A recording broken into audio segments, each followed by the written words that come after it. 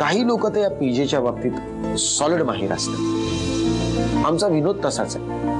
विनोद हा पीजे नाहीये, विनोद हे कॅरेक्टरचं ना. तो म्हणजे असा सुरू होतो ना, तुम्हाला काय सांगायचं कशाला. आज पाहायचं एपिसोड.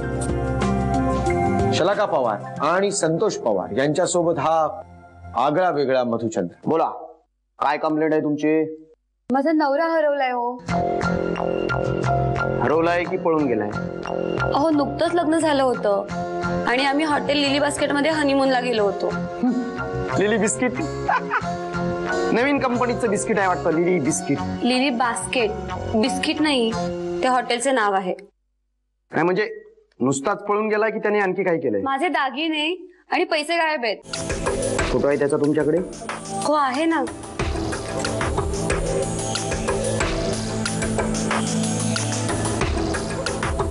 नाव काय याचं? विजय. म्हणजे माझ्याशी लग्न करशील का?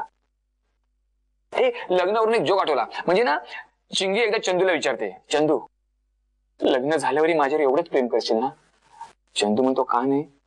अगं मला लग्न झालेल्या मुली आवडतात.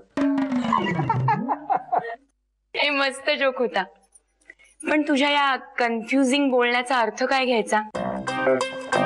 तू मला प्रपोज करतोयस? येस, अगं प्रपोजच करतोय. तुला माहितीये एकदा एका प्रेयसीने आपल्या प्रियकराला कसं प्रपोज केलं? कसं? आले माझ्या सोनुल्या, आले माझ्या बबलू, आले माझ्या छबीला, बबलू बबलू सांग ना ले माझ्याशी लग्न करशील का? प्रियकर म्हणाला, अगं तू मला प्रपोज करतेस का अडॉप्ट करतेस?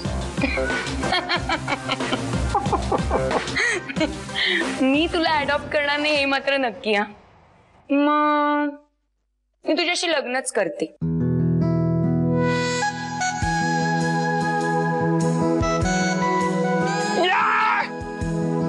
नवरा मुलाला आणि नवरी मुलीला बोलवा. आला नवरा मुलगा आला. कुठे उभं राहायचंय मी? हो, इकडे उभे राहा. हा ठीक आहे, हे घ्या, चला. हो, अच्छा इकडे उभं राहायचं का? इकडे उभं राहायचं. Sorry sir. विनोद करताय नुसते. विनोदावरून आठवलं. तो भाईयो बहिणो क्या होत आहे. एकदा एक मुलगा आपल्या बाबांना विचारतो, बाबा सगळी मोठी माणसं लग्न झाल्यावर लग्नाला नाव काय ठेवतात? बाबा म्हणतात, बेटा अक्कल बदाम खाऊन येत नाही, ठेच लागल्यावर येते. तरी मी ठेच लावून घेतोय स्वतःला. बोला शुभ लग्न. तुझा नवरा ना छान पकावया, त्याचे पीजे थांबतच नाहीये. बघ हा, नाही तर हनीमून सुद्धा पीजेत घालवायचा. तू एक काम कर, त्याचं तोंड आहे ना तू शिवून टाक तुझ्या ओठांनी. चल चावट. पण मला पण त्याचे जोक्स खूप आवडतात आणि अतिरेक झाला ना तर त्याला कसं कंट्रोल करायचं ते मला पण माहितीये. अहो, मला माझ्या लग्नाची विधी पूर्ण करू द्या. तुमचे हे जोक ऐकून मला शेवटची विधी करायला लागतील. मी तुम्हाला तुमच्या शेवटचा एक यमाचा जोक सांगू? बोला, शुभमंगल सावधान. घाला घाला घाला घाला.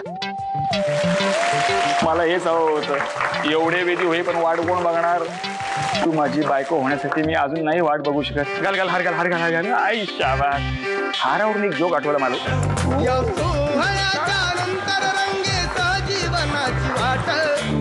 सुहाग रात है.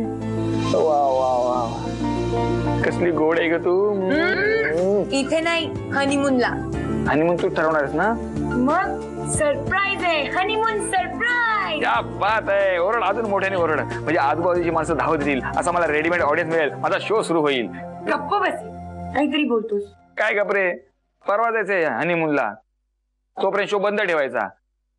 येस, हनीमून म्हणून मला एक मस्त कॅप्शन सुचले. कसली कॅप्शन? ऐक ना, एखाद्या ट्रॅव्हल कंपनीसाठी मस्त कॅप्शन आहे. घंटाण, तुम्ही जर बायकोशी एकनिष्ठ असाल तर स्वर्गात जाल, नसाल तर थायलंडला पळाल. प्रत्येक गोष्टीमध्ये विनोद शोधतोस तू. येस, कारण मला हसायला आणि हसवायला खूप आवडतं.